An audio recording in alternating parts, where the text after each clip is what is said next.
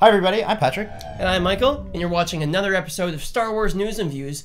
Today, well, this might be minor spoilers. Yeah. So just to give you a warning, if you want to know nothing, and if you want to know nothing about the film, I have to say I don't think that's going to work out for you, because this is going to be, everyone's going to be talking, this is the premise for the movie, you know what I mean?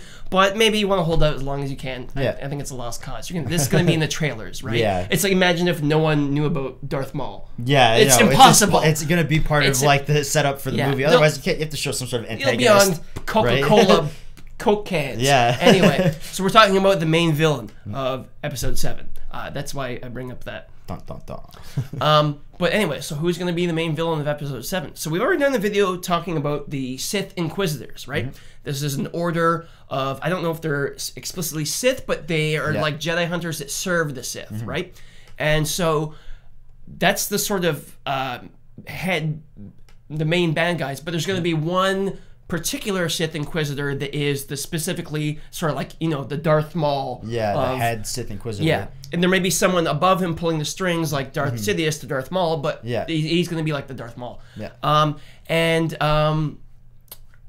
So he's been described as being tall and thin and kind of creepy with red eyes, but what is very distinctive is he's going to be part robot, so he's going to be kind of like cybernetically enhanced. Yeah, well, which is very similar to like General Grievous in the original or the prequels, right? Like he was also robotic, but had some organs inside of him and a brain, right? He was also very similar, and he used lightsabers as well. So it's kind of like, and he wasn't a Sith, but he was a Jedi hunter, right? Yeah, it was like very similar to these. Maybe they're gonna go off of that sort of like rift off of the Grievous thing and introduce more people. Maybe he will even be one of the Sith Inquisitors that like they can retcon or talk about, because no one knew about them yet, right? No one even knew about them at this point. So maybe he was like a secret one as well or something, working with them. I don't know. It sounds like pretty feasible to have this sort of similar robotic, organic being fighting the Jedi. And the other thing about this character is that he's said to be sort of obsessed with Darth Vader. Yeah. And there's this really interesting concept art of him. Looks really cool. Yeah, he's kind of contemplating the Darth Vader helmet. Obviously, the Darth Vader helmet was burned. Yeah. This is just concept art to sort of give you an idea, set a mood. It's not literally a scene from the movie necessarily. Concept art does that. It could be like on a poster or something, just kind of like a, oh, look at this like cool, you know, exposition of like these two characters or something. Kind of like, you know, Hamlet holding York's skull, alas, poor Vader.